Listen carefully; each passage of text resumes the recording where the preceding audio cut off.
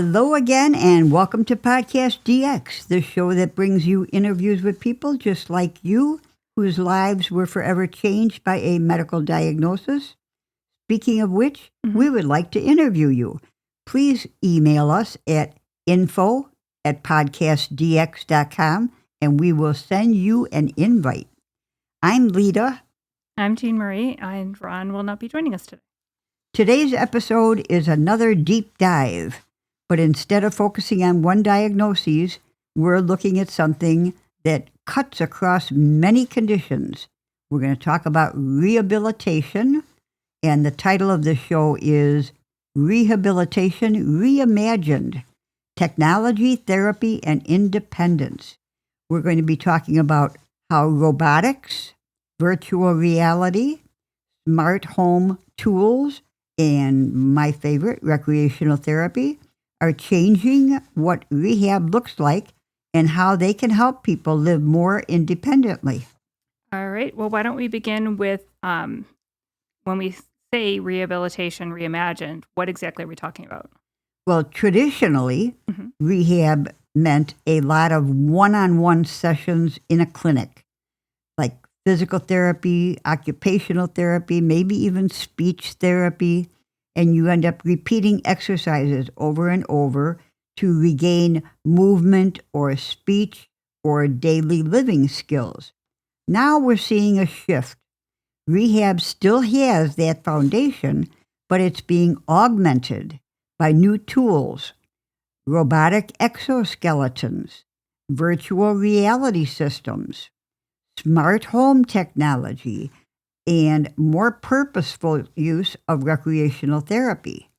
So instead of do these 3 sets of 10 and go home, we're moving toward rehab that's more immersive, more engaging, and more connected to real life, what you actually want to do when you get home. So let's start with something that sounds straight out of science fiction. Again, time travel. No. Oh, okay.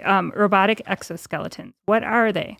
So if you think about an exoskeleton, it's a wearable robotic frame that supports your legs, for example, or maybe even your whole body. And it helps you stand and walk when you can't yet do that on your own. So when you're working or building up towards things. For example, if you've recently are living with the side effects of having a stroke or a spinal cord injury. So it's part of that. It may be part of that rehab. And these devices can guide your legs through the motions and through a walking pattern while you're still safely supported. And they're not just lifting you up and moving you around. Many of them are smart. They adjust how much help they give based on how much effort the person is putting in. That means as someone gets stronger or more coordinated, the robot backs off and lets the person do more. Yeah, it's not a permanent fix. It's more like training wheels, and they will slowly come off. Yep. And studies show that combining robotic gait training with conventional therapy can help people with recent strokes improve their walking and daily function.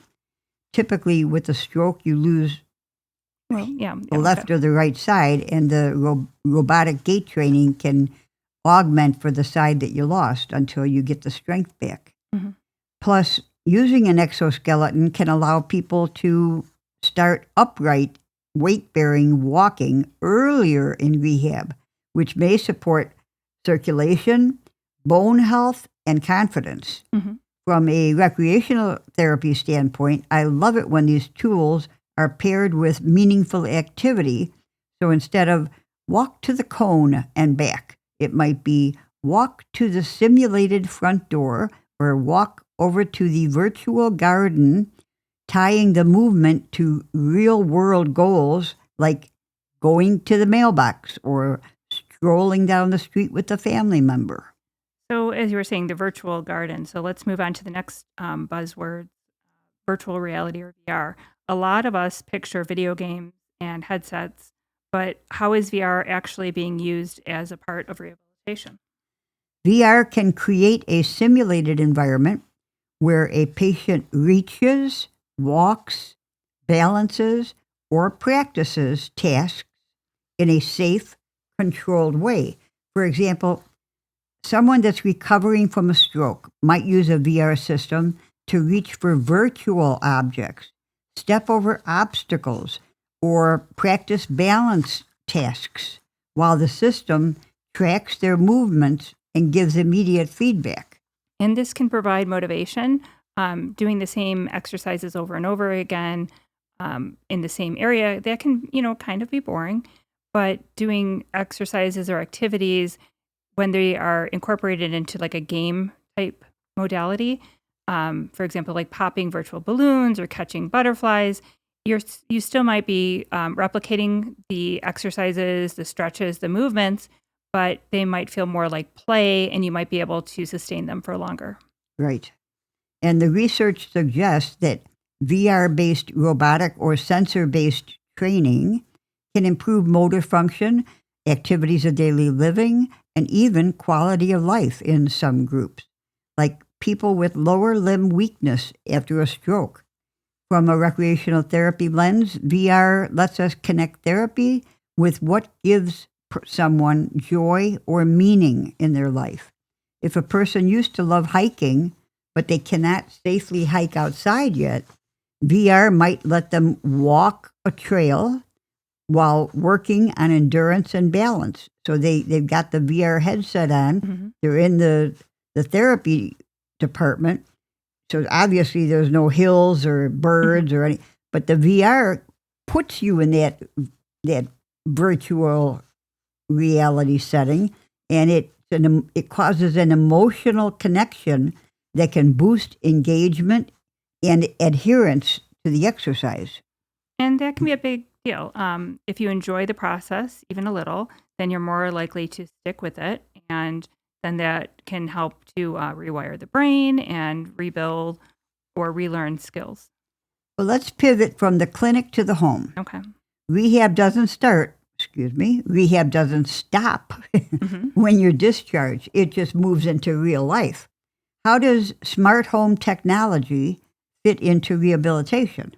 Well, things like smart speakers, app-controlled lights, smart locks, video doorbells, automated thermostats, they weren't, designed specifically for those living with physical or emotional or mental challenges, but they can function as assistive technology in some cases. For someone who is living with limited mobility or, being able to verbally or, access things like turning on and off lights, locking or unlocking the front door, or even making phone calls, that can dramatically reduce dependence on caregivers and increase overall safety.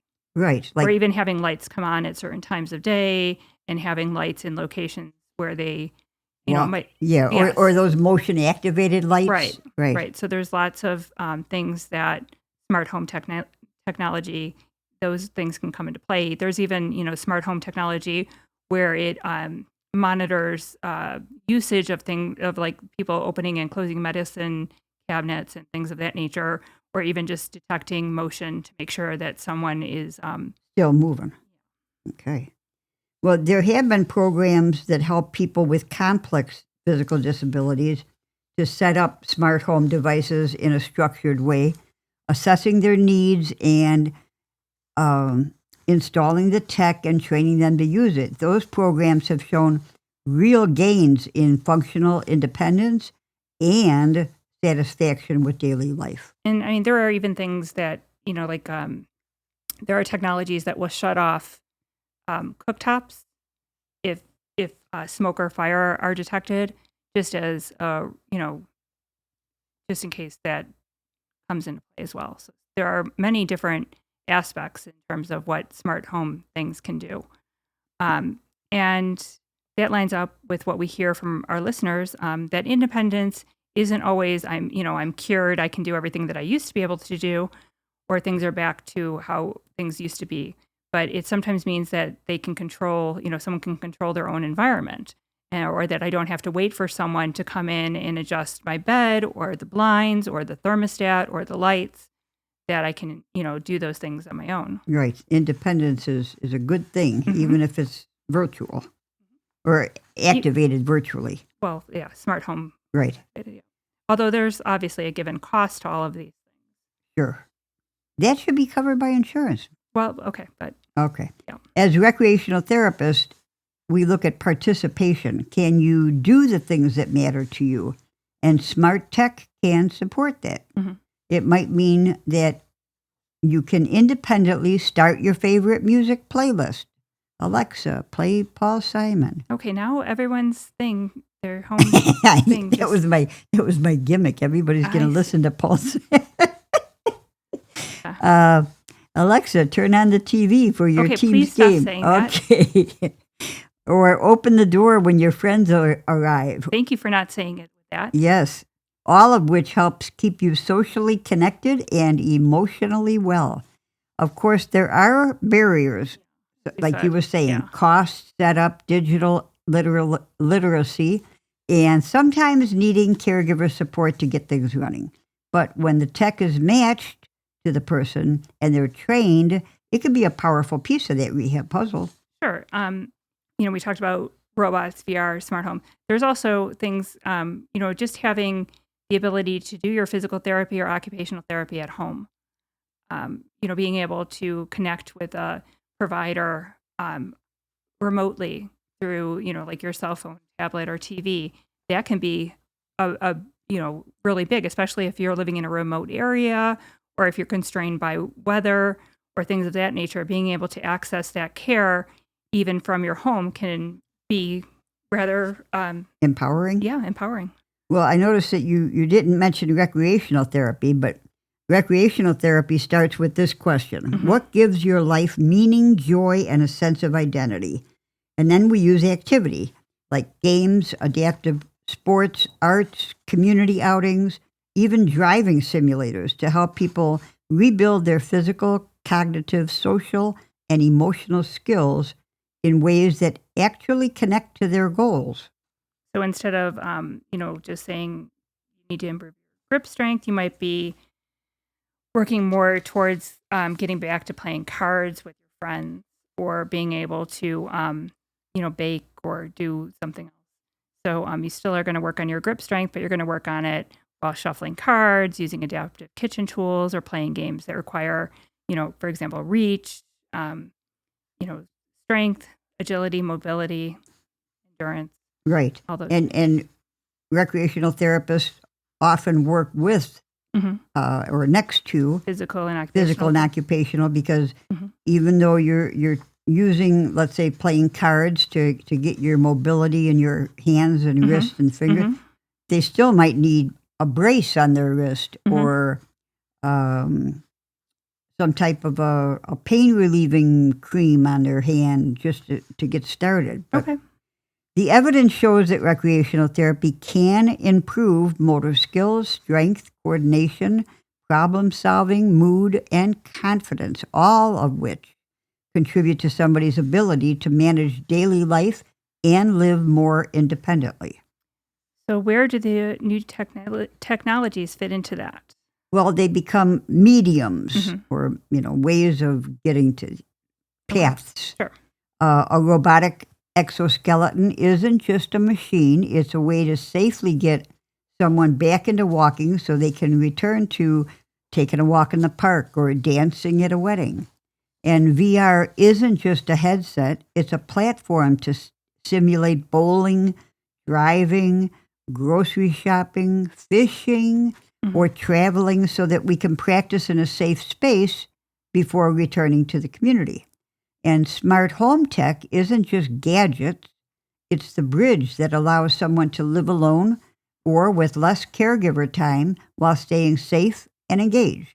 And it's going to be, tailored and appropriate, it's for each patient. It has to be based on what the individual needs. And that's what we meant by Rehabilitation Reimagined. It's not just about restoring range of motion to a joint. It's about restoring identity, roles, and overall joy, using both old-fashioned human connection and traditional techniques, as well as cutting-edge technology.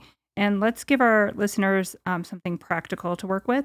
If someone is about to start rehabilitation or they're advocating for a loved one who's in rehabilitation or something like that, what are some questions that they can ask their healthcare provider? Well, you might ask, do you use any technology like robotic devices or virtual reality in your rehab program? And would I or my relative or friend be a candidate? Or is there a recreational therapist on your team or someone that can help me work toward my leisure and community goals? Or can someone on the team help me evaluate smart home or assistive technology to support my independence at home? You can also say, here are the activities that matter to me most: driving, gardening, faith activities, playing music, traveling. Then ask, how can we incorporate those into my rehabilitation plan? And that can help shift the focus from, what are my limitations? What can't I do? What's wrong with me? To here's what my goals are. Here's what I'm going to work towards. And that can help you refocus and make rehabilitation more pleasant. And that's much more hopeful and a nice way to frame recovery. And remember, not every clinic will have all the high-tech tools, but that's okay. The core ideas like person-centered goals or meaningful activity and building independence can still be applied with low-tech or no-tech options. And we hope this gives you a clearer idea of how rehabilitation is evolving from hands-on therapy alone to therapy supported by robotics, virtual reality, smart home devices, and of course, recreational therapy. Oh, yeah. And it's all about helping people not just to survive, but also to live well. Rehabilitation is not a one-size-fits-all. The right mix of technology and therapy can be incredibly powerful, but the most important thing is it's tailored to you, your goals, your values, and your definition of independence.